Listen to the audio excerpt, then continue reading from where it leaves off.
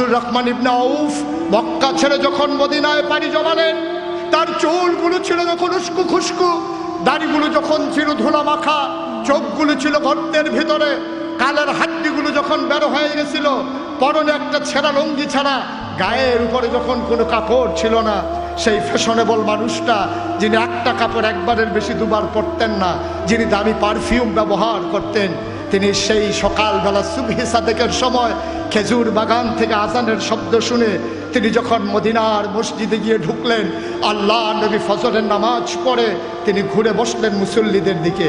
হঠাৎ করে তার নজর পড়ে গেল মসজিদের কোনায়। তিনি তাকিয়ে দেখলেন উস্কো খুস্কো চুল, দাড়িগুলো তার ধুলা মাখা, চোখগুলো তার গর্তে, একটা মানুষ বসে আছে নিচু হয়ে। নবীজি উঠে দাঁড়ালেন, তিনি তাকিয়ে বললেন, ওই কোনায় কে বসে আছে?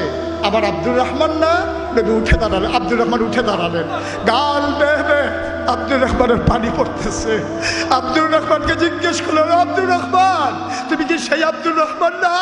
তুমি কি সেই আব্দুর রহমান না যে একটা পাঞ্জাবি একবারের বেশি দুইবার পড়তা না, যে মানুষটা দামি পারফিউম ব্যবহার করতা? তুমি কি সেই আব্দুর রহমান না?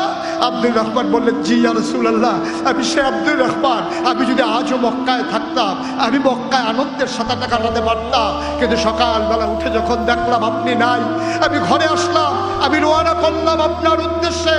কাফেররা আমাকে আটকে দিল, দারুন্না দোয়াই নিয়ে আমার কাপড়গুলো খুলে ফেললো, আবার টাকাগুলো জমানো টাকা রেখে দিল। আমি রাতের আধারে আবার বের হয়ে গেলাম, পথ মারি দিয়ে, গোসল না করে, খাবার না খেয়ে আমি আজকে সকালবেলা মদিনার সীমান্ত ক্রস করেছি, বর্ডার পার হয়েছি। ও নবী আমার, আমি ইচ্ছে করলে আনন্দ করতে পারতাম, কিন্তু যেই মক্কায় আমার নবী নাই, সেই মক্কায় আব্দুর রহমান থাকবে না। শুইতে পারছিলাম না, আমি অস্থির হয়ে গিয়েছিলাম।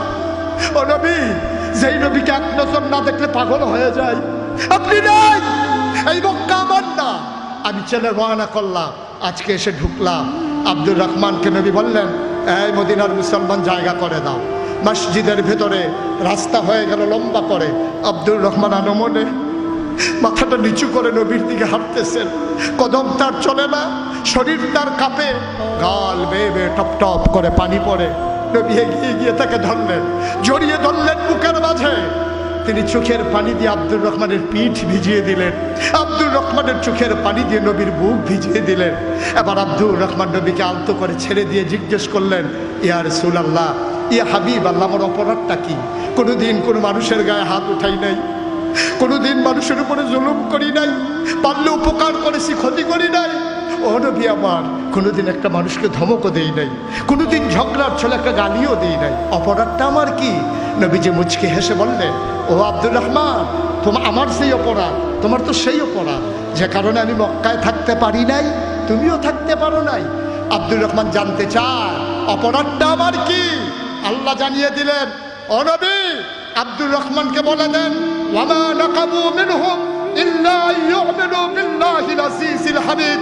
আব্দুর রহমানের একটাই অপরাধ, ওই মহাপরাক্রমশালী এক আল্লাহর উপর ঈমান এনেছে। ঠিক কিনা বলো? আজও বাংলাদেশে যারা জেল প্রকোষ্ঠে ধুকে ধুকে মরেছে, যারা জেলখানা এসে থেকে বের হয়ে দেখেছে তার স্ত্রী অন্য ঘরে চলে গেছে, যে মানুষটা এসে দেখেছে তার আব্বা নাই, তার আম্মা নাই, যে মানুষটা নিজে লাশ হয়ে আর বাংলার কবরস্থানে ঘুমিয়ে আছে, তাদের একটাই অপরাধ, ওয়ামা নাকাবু মিনহুম ইল্লা ইউমিনু বিল্লাহিল আজিজিল হামিদ। ঠিক কিনা বলো? সুতরাং আমরা জানিয়ে দিতে চাই, ইসলামের পথ কখনো কুসুমাস্তীর্ণ নয়, এই পথ কণ্টকাকীর্ণ, এই পথ কাটা বেছানো। সুতরাং আজকে দীপ্ত শপথ নিতে হবে, আজকে দীপ্ত শপথ নিতে হবে, সীসাডালা প্রাচীরের মতো ঐক্যবদ্ধতা তৈরি করে জানিয়ে দিতে হবে, আমরা জানি এই পথে চলতে গেলে মামলা হবে, হামলা হবে, জেল জুলুম নির্যাতন হবে, প্রয়োজনে জীবন দেওয়া যাবে, ঈমান দেওয়া যাবে না। রাজি আছো কিনা?